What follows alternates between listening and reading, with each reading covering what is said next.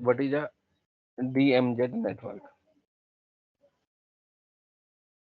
So, a DMZ network is a parameter network that protect and add an extra layer of security to an organization internet local area network from untrusted traffic.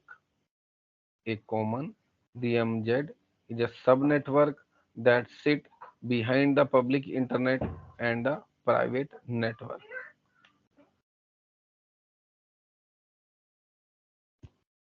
अब यहाँ पे देखिए एक आपको subnet एक technical word है, इसके meaning को बताता हूँ। देखिए सबनेट क्या होता है, कई बार हमारे जो नेटवर्क के अंदर अगर हम एक छोटा नेटवर्क बनाना चाहें, यानी कि जैसे कि एक शहर है, एक शहर एक अपना सिटी है और एक स्टेट के अंदर कई शहर होते हैं। अगर आप एक नेटवर्क के अंदर भी छोटे सब नेटवर्क बनाना चाहें तो आप बना सकते हैं।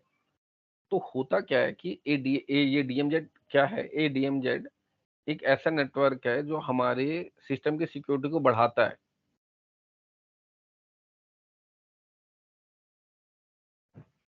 ये बढ़ाता कैसे है? ये आपके सब नेटवर्क के ऊपर बैठता है और पब्लिक और प्राइवेट नेटवर्क के बीच में एक लेयर की तरह काम करता है। The end goal of A DMZ is to allow an organization to access untrusted network such as internet while ensuring its private network or LAN remains secure. Organization typically store external facing services and resources as well as servers for the domain name system, file transfer protocol, mail proxy voice over internet protocol and web servers in the DMS. अब देखिए यहाँ पे की point क्या है, कह रहा है कि जो the end goal of a DMS is to allow an organization to access untrusted network such as internet while ensuring its private network or LAN remain secure. तो डीएमजेड नेटवर्क का फायदा क्या हुआ है? इसका मतलब ये कि अगर आपको एक तरीके से बाहर की दुनिया, इंटरनेट मतलब बाहर की दुनिया, ऑर्गेनाइजेशन का एक अपना नेटवर्क चलता है, लेकिन यहाँ पे जो डीएमजेड का मतलब है एक ऐसा नेटवर्क जो कि जिसकी हेल्प से आप बाहर के सिस्टम से कनेक्ट कर सकते हैं। लेकिन अगर आप बाहर के सिस्टम से कनेक्ट करते हैं तो इसके जनरली कॉन्सिक्वेंस हमें लेने पड़ते हैं कि हमारी सिक्योरिटी पे थ्रेट आता है, हमारी सिक्योरिटी ब्रीच डाउन होती है। और क्वेश्चन यहाँ पे ये उठता है, क्या ये पॉसिबल है कि हमारी सिक्योरिटी भी मेंटेन रहे और हम आउटसाइड द रिसोर्स, स्पेशली जो ओपन नेटवर्क है, उसको एक्सेस कर पाए? तो उसके लिए जो जवाब आया वो था टीएमजेड network. So, the end goal of a DMZ network is to allow an organization to access untrusted network such as internet while ensuring its private network or LAN remains secure. Organizations typically store external facing services and resources as well as servers for the domain name system, file transfer protocol, mail, proxy, voice over internet protocol and web server in the DMZ. यानी ये सारी चीजें इसके अंदर include होती हैं, ये शामिल होती हैं।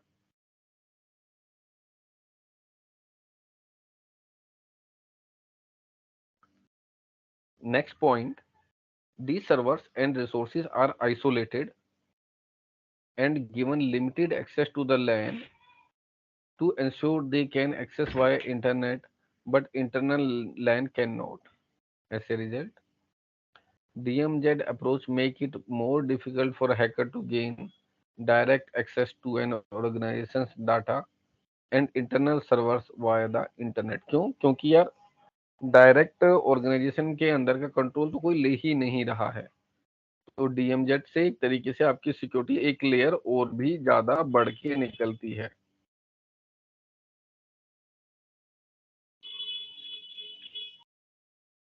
अब बात होती है how a DMZ network work. तो जवाब है business with public website that customer use must make their web servers accessible from internet.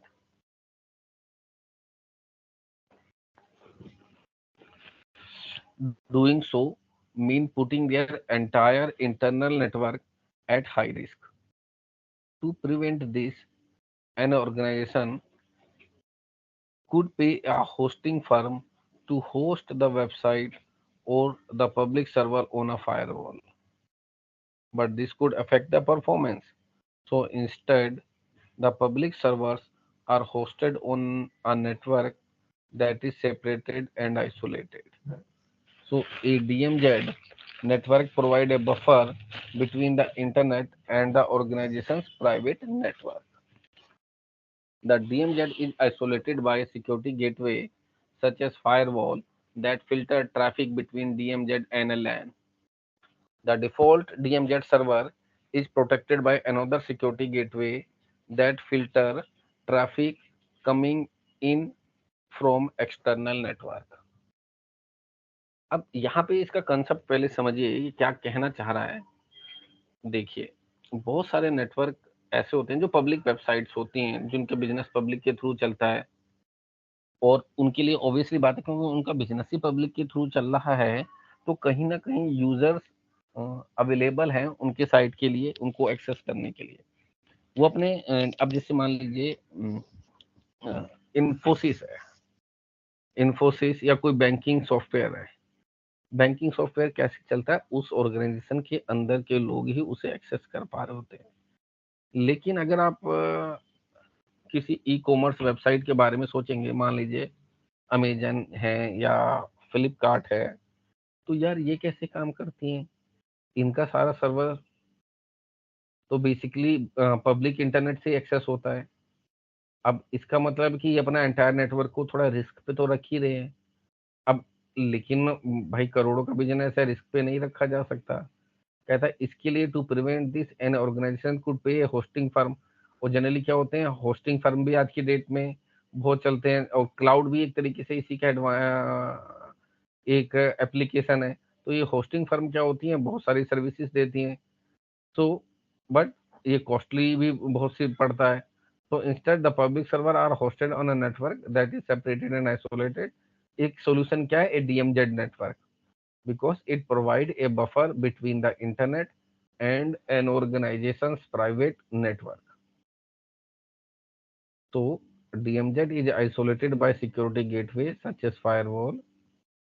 The filters traffic between DMZ and a lane. The default DMZ server is protected by another security gateway that filter traffic coming to the external network. और DMZ network खुद ही एक तरीके से filter कर रहा है जो traffic system के अंदर आ रहा है। तो ऑब्वियसली बात है आपका सिस्टम अब पहले से ज्यादा सिक्योर है क्योंकि कोई है जो सिस्टम को देख रहा है एक तरीके से। It is ideally located between two firewall and DMZ firewall setup ensuring incoming network packet are observed by a firewall और अदर सिक्योरिटी टूल। जनरली दो एक डीएमजेड जो है वो दो फायरवॉल के बीच में लगाया जाता है। Ensure incoming network packets are observed by a firewall or other security tool before they make it through to the server hosted by DMZ. This means that even a sophisticated attacker is able to get past the first firewall, they must also access the hardened services in the DMZ because they can do damages to a business. Another point is if attacker is able to penetrate the external firewall and compromise a system in the DMZ, then they also have to get past an internal firewall before gaining access to the sensitive corporate data. अब देखिए जैसे कि हमने बताया कि जो DMZ है वो दो फायरवॉल के बीच में, मान लीजिए मैं ऐसे बोलता हूँ फायरवॉल 1 और फायरवॉल 2। डीएमजेड फायरवॉल 1 और फायरवॉल 2 के बीच में है। फायरवॉल 2 के पीछे आपका डाटाबेस रखा है, मैं ऐसे बोल देता हूँ। तो मान लीजिए कोई फायरवॉल 1 क्रॉस किया, उसे डीएमजेड नेटवर्क मिला, फिर वहां से उसने फायरवॉल 2 को क्रॉस किया। ये फायरवॉल 2 को जो क्रॉस करना, ये इजी टास्क नहीं है, क्योंकि एक साथ हम उम्मीद करते हैं कि वो दो फायरवॉल को नहीं भेद पाएगा। नहीं, जैसे एक तीर है, एक तीर से आप निशाना मारेंगे तो एक टारगेट को हिट कर सकते हैं, बट जनरली एक तीर से दो टारगेट को हिट करना पॉसिबल नहीं है। Then organization that need to comply with regulation will sometime install a proxy server in the DMZ. This enable them to simplify the monitoring and recording of user activity, centralize web content filtering, and ensure employees use a system to gain access to the internet. तो इनका काम कैसे चलता है? सिर्फ इस organisation का काम ऐसे चलता है कि लोग ज़्यादा से ज़्यादा अपने सिस्टम पे कनेक्ट रहें और ये उनकी कोई भी इंफॉर्मेशन पे कंट्रोल कर सकते हैं।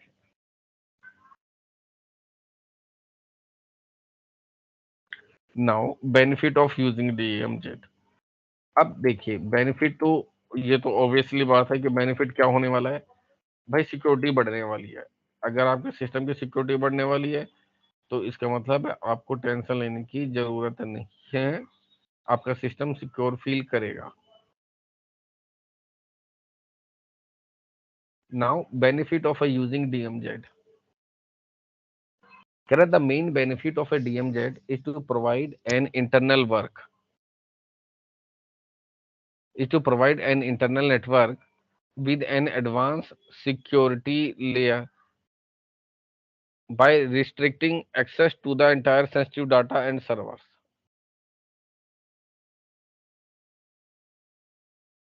A DMZ enable website visible to obtain services while providing a buffer between them and organization. As a result, DMZ also offer additional security benefits such as पहला, enable access control। इसका enable access control का मतलब है access control को enable कर देना, यानी start कर देना एक तरीके से। कह रहा है businesses can provide user with access to the service outside the perimeter of the network through public internet. The DMZ enable access to these services while implementing network segmentation to make it more difficult for an unauthorized user to reach the private network. तो एक advantage तो यही हो गया, क्योंकि private network इस तक easily नहीं पहुंच सकता। सो ए डीएमजेड में also include A proxy server.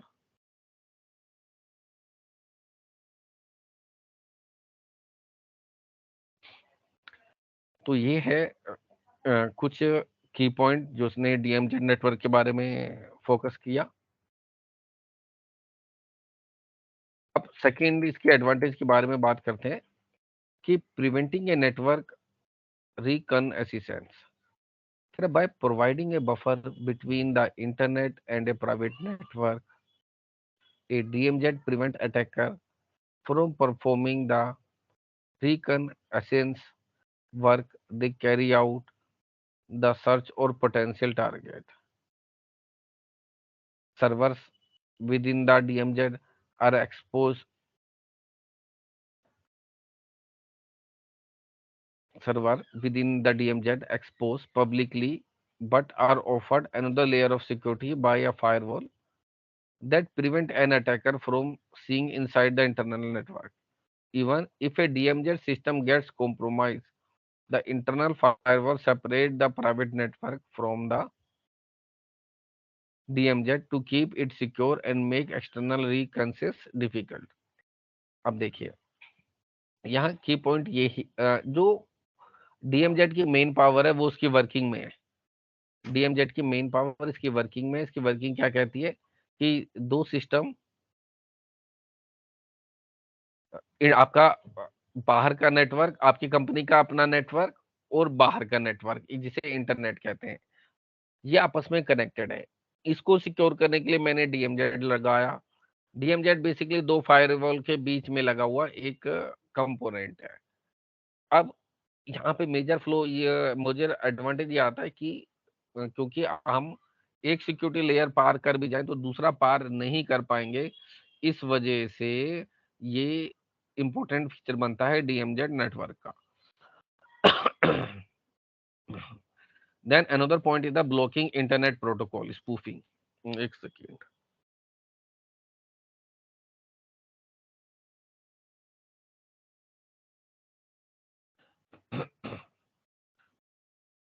Then there is a point blocking internet protocol, और जिसे कहते हैं आईपी स्पूफिंग। तो मैं यहाँ पे लास्ट में पहले अपनी पॉइंट क्लियर कर दूं कि blocking internet protocol spoofing, attacker attempt to find a way to gain access to system by spoofing an IP address and impersonating an approved device signed into a network. A DMZ can discover and stall such spoofing attempt as another service verify the legitimacy of IP address. The DMZ also provides network segmentation to create a space to traffic to organize and public services to be accessed away from internal private network. अब देखिए, क्योंकि DMZ ऐसा firewall तो है ही, बल्कि मैं ये कहूंगा डीएमजेड एक्चुअली में एक double firewall security layer mechanism है, जो कि आपको इंटरनेट प्रोटोकॉल यानी कि आईपी स्पूफिंग से भी बचाता है। सर्विसेज ऑफ ए डीएमजेड में क्या क्या सर्विसेज आती हैं? पहला DNS server, FTP server, mail server, proxy server और वेब सर्विसेज, ये सारी इनकी सर्विसेज में इंक्लूड हैं। Then DMH design and architecture, और a DMZ is a wide open network, but there are several design and architecture approaches can that protect it. A DMZ can be designed in a several way, from a single firewall approach to having dual and multiple firewall. पर जैसे मैंने बताया, the most popular approach is a dual firewall. इतना तो होता ही है। So the majority of modern DMZ architecture uses dual firewall. देखिए line भी यही कह रही है कि ठीक है, आप यार ये आपका नेटवर्क है, आप कैसा बनाना चाहो आपकी मर्जी है, एक फायरवॉल से बनाओ, दो फायरवॉल से बनाओ, चार लगा दो। पर एक्स्ट्रा लगाने का भी मतलब है कि आप डाटा को स्लो कर रहे हैं, प्रोसेसिंग को स्लो कर रहे हैं। कम लगाने का मतलब है कि आप सिक्योरिटी को एट रिस्क पे रख रहे हैं। तो हमारा इन दोनों के बीच में एक परफेक्ट बैलेंस होना चाहिए, और वो बैलेंस जनरली डीएमजेड के केस में दो फायरवॉल इंप्लीमेंटेशन के साथ आता है। देन है single firewall. A DMZ with a single firewall design requires three or more network interfaces. The first is the external network, which connects the public internet connection to the firewall. The second from the internal network, while the third is the connection to the DMZ. Various rules monitor and control traffic that is allowed to access the DMZ and limit connectivity to the internal network. So, dual firewall. Deploying two firewall with a DMZ them is a generally a more secure option. जैसे मैंने बताया यार, एक क्योंकि इसका security का देखिए एक बड़ा कंसेप्ट ये है कि अगर आप एक फायरवॉल को क्रॉस कर लेते हैं तो डीएमजेड एक फायरवॉल और दो फायरवॉल के बीच में कहीं बैठा हुआ है। तो अगर आप एक फायरवॉल क्रॉस कर लेते हैं तो भी second firewall additional security layer के तौर पे अभी अवेलेबल है। The first firewall only allow external traffic to the DMZ, and देखिए इसने लिखा है कि जो first firewall only allow external traffic to the DMZ and the second allow traffic that goes from DMZ to the internal network. एक firewall बाहर की दुनिया से डीएमजेड तक आपको ट्रैफिक आने देती है, तो दूसरी क्या करती है, डीएमजेड से इंटरनल तक जाना आप पहुंच पा रहे हो कि नहीं पहुंच पा रहे हो उसको रोकने की कोशिश करती है। And the second only allow traffic that goes from DMZ to the internal network. An attacker would have to compromise both firewall to gain access to an organization. इसी वजह से एक अटैकर को दोनों फायरवॉल पे कंट्रोल लेना पड़ेगा अगर उसे अल्टीमेटली ऑर्गेनाइजेशन के अंदर एंटर करना है।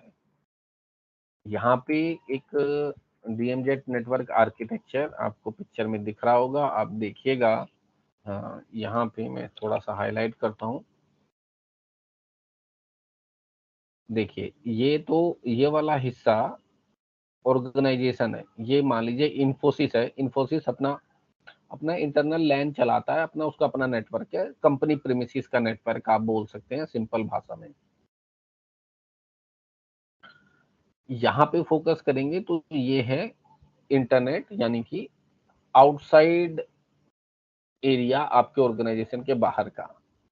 यहीं से आपको खतरा, आपको अपनी ऑर्गेनाइजेशन को इससे डायरेक्ट एक्सेस करने से रोकना है। ठीक, ये डायरेक्ट एक्सेस आपको रोकना है। तो आपने क्या किया, आपने कहा मेरे पास तक कोई डायरेक्ट नहीं आ सकता, बीच में ये एक फायरवॉल खड़ी कर दी। फायरवॉल 1 इसे बोल सकते हैं, इसे फायरवॉल 2 बोल सकते हैं। फायरवॉल क्या होती है आपको मालूम ही होगा, इसके बताने की मुझे नहीं लगता कोई जरूरत है। तो फायरवॉल और फायरवॉल 2 के बीच में एक्चुअल में डीएमजेड नेटवर्क होता है। अब एक नेटवर्क है, वो सब चीजों का कंपोनेंट है, एक तरीके से सब चीजों पे कंट्रोल कर रहा है, राउटर पे कंट्रोल कर रहा है, वेब सर्वर पे कंट्रोल कर रहा है, मेल सर्वर पे कंट्रोल कर रहा है। जैसे कि यहाँ एक लंबी लिस्ट दी हुई थी, डीएनएस सर्वर पे, एफटीपी सर्वर पे, मेल सर्वर पे, प्रॉक्सी सर्वर पे और वेब सर्वर को भी इसके कंट्रोल में रखा जाता है। तो ये डीएमजेड नेटवर्क इस वजह से एक पावरफुल नेटवर्क बनता है।